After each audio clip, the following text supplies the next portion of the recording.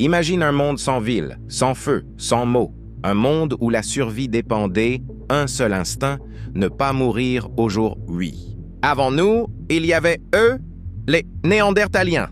Des êtres humains, pas tout à fait comme nous, mais pas si différents non plus. Ils sont apparus il y a plus de 400 000 ans, dans les plaines glacées de l'Europe. Leur peau était plus épaisse, leurs os plus durs, leurs muscles presque inhumains.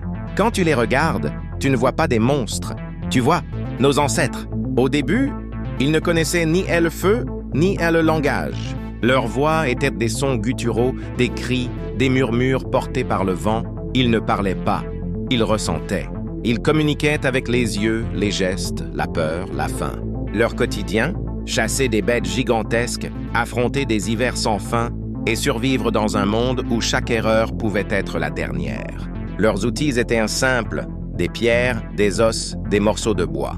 Et pourtant, derrière ces gestes primitifs, il y avait déjà une forme d'intelligence, une étincelle.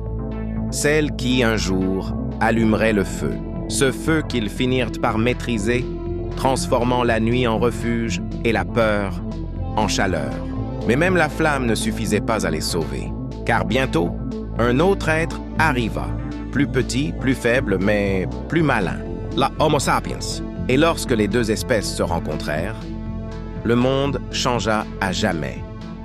Les Néandertaliens étaient forts, mais l'Homo sapiens savait coopérer, imaginer, créer. Petit à petit, les Néandertaliens reculèrent. Ils disparurent, il y a environ 40 000 ans. Mais écoute bien, ils ne sont pas totalement partis. Parce qu'au fond de ton ADN, il y a peut-être encore une trace d'eux.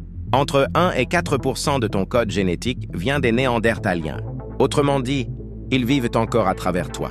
Leur vie était brève, à peine 30 ou 40 ans. Ils mouraient jeunes, souvent blessés, chassés, oubliés. Et pourtant, leur histoire a traversé les millénaires. Ils ont survécu aux glaces, aux bêtes, à la faim. Ils ont aimé, protégé, rêvé. Et puis, ils se sont éteints, pas dans un cri, mais dans un silence. Un silence que nous portons encore en nous.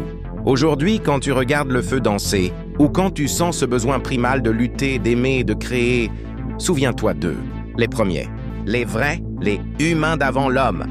Et si tu veux connaître la suite, comment l'Homo sapiens a pris leur place, et comment nous sommes devenus ce que nous sommes aujourd'hui, alors reste ici, parce que la grande histoire ne fait que commencer.